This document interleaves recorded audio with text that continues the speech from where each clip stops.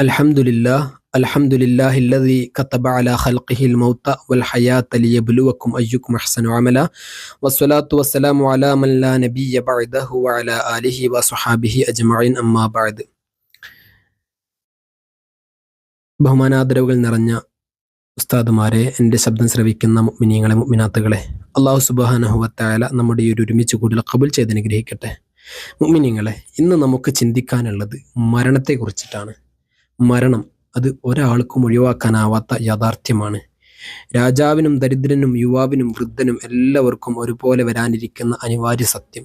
അള്ളാഹു ഖുർആനിൽ തന്നെ പറയുന്നു, കുല്ലു നഫ്സിൻ ദാഇഖത്തുൽ മൗത്ത്. ഓരോ ആത്മാവും മരണത്തെ അനുഭവിക്കും, മരണത്തിനെ രുചിച്ചറിയുക തന്നെ ചെയ്യും. അള്ളാഹു സുബ്ഹാനഹു വ തആല കാത്തുരക്ഷിക്കുമാറാകട്ടെ.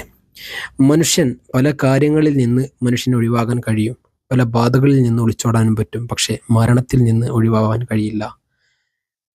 അള്ളാഹു സുബ്ഹാനഹു വ തആല ഈമാൻ കിട്ടി മരിക്കുന്നവരുടെ കൂട്ടത്തിൽ നമ്മെ ഏവരെയും ഉൾപ്പെടുത്തി അനുഗ്രഹിക്കുമാറാകട്ടെ.